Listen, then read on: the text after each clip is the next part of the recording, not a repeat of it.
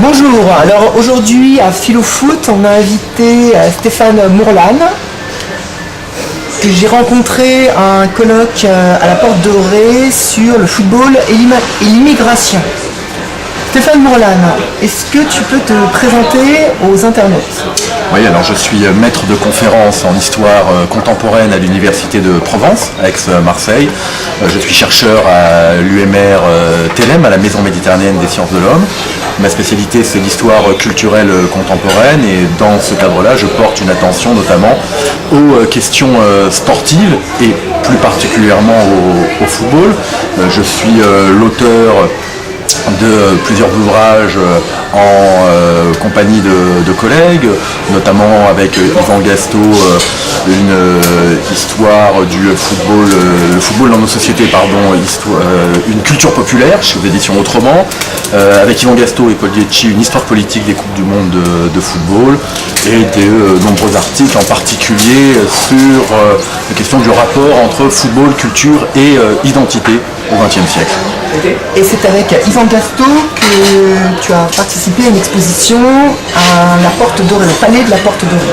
Oui, exactement, une exposition qui était organisée par la Cité nationale de l'histoire de l'immigration, dont le commissaire était mon collègue Yvan Gastaud, sous le titre « Allez la France » avec le sous-titre « Football et immigration », et donc une exposition qui visait à retracer justement l'apport des populations immigrées dans le football et en particulier dans le football professionnel. Un catalogue a été publié en même temps que cette exposition a été montée, et ce catalogue rassemble un certain nombre d'historiens qui éclairent sur différents aspects de cette problématique donc, du rapport entre football et immigration. Avec Yvan Gastaud, tu as aussi construit un site We Are Football. Peux-tu parler un peu de la genèse de ce site remarquable ? Oui, alors c'est effectivement We Are Football Association, donc est une association qui a développé un site internet. Nous sommes trois à l'origine de trois historiens, Yvan Gastaud, cela a été dit, Paul Dietschi également.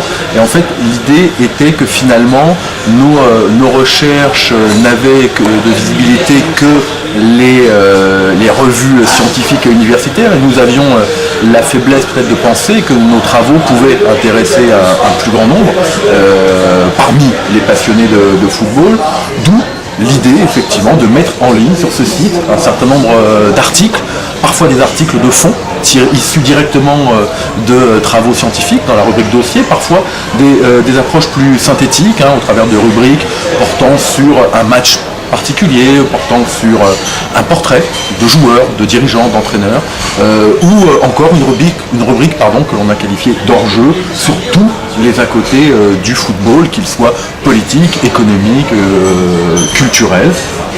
Nous aussi on proposait également des comptes rendus de lecture, en tout cas d'apporter un autre regard sur le football, puisque nous sommes convaincus que le football est d'une certaine manière un reflet de notre société et de l'histoire de nos sociétés. Stéphane, quel est ton meilleur souvenir à We Are Football ? Les débuts sont le début comme souvent dans une aventure effectivement, puisque nous sommes tous les trois universitaires, donc nous sommes engagés doublement sur un terrain que nous ne connaissions pas, qui était à la fois celui peut-être d'une plus grande vulgarisation, mais aussi celui d'un média, d'un support avec lequel nous étions peu familiers, c'est-à-dire l'Internet. Donc il nous a fallu apprendre, faire des rencontres. Dans le milieu du football aussi, puisque We Are Football organise des rencontres We Are Football. Et chacune de ces rencontres demeure un excellent souvenir. Ces rencontres, comme leur nom l'indique, ne sont pas des colloques universitaires. L'idée étant justement de rassembler des universitaires, des historiens et des acteurs, et de pouvoir échanger. La première rencontre portait sur le football azuréen, nous en avons eu une autre sur la question du rapport entre football et industrie, et elle s'est tenue à Sochaux, donc avec évidemment la problématique autour du football club de Sochaux et des entreprises Peugeot. Nous en avons eu une autre sur les footballeurs maghrébins en France, qui s'est déroulée à Marseille, qui nous a donné l'occasion de rencontrer, et ça reste un souvenir très émouvant, un certain nombre d'anciens joueurs de la fameuse équipe du FLN. Vous savez, cette équipe qui a quitté, ces joueurs, dont certains, deux en tout cas, étaient titulaires en équipe de France, à la veille de la Coupe du Monde 1958, ils répondent à l'appel du FLN et quittent la France. Quand j'évoque deux joueurs, j'évoque Mustapha Zitouni et Rachid Mekloufi, que nous avons rencontré, avec qui nous avons développé des liens. Rachid Mekloufi qui nous a invités d'ailleurs à Alger, là aussi, et à Alger nous avons rencontré tous les survivants, nombreux, de cette équipe de 1958. Ça ce sont d'excellents souvenirs parce que il y a évidemment une émotion très forte puisque comme à Philo Foot nous sommes passionnés de football, et puis il y a un sens, il y a derrière tout ça, derrière cette équipe, pour reprendre cet exemple, derrière cette équipe du FLN, c'est évidemment une manière de remonter le fil d'une mémoire, d'une histoire qui est compliquée, comme vous le savez, en France. Donc pour le passionné de football et pour l'historien, c'était tout à fait passionnant. Est-ce que, avec We Are Football, vous avez des projets? Oui, alors nous souhaitons évidemment pouvoir continuer à alimenter notre site en articles le plus nombreux possible. D'ailleurs, je peux peut-être profiter de Philofoot pour lancer un appel aux historiens, aux apprentis historiens, c'est-à-dire que nous publions bien volontiers les articles des étudiants en histoire, mais aussi des archivistes, en tout cas tous ceux qui ont ce goût du passé. Nous avons comme projet de développer de nouvelles rencontres sur de nouvelles thématiques. Et puis nous souhaiterions, ça c'est inscrit dans le projet initial, c'est quelque chose sur lequel pour l'heure nous n'avons pas eu l'opportunité de travailler. On souhaiterait pouvoir apporter une contribution justement à la conservation des archives du football.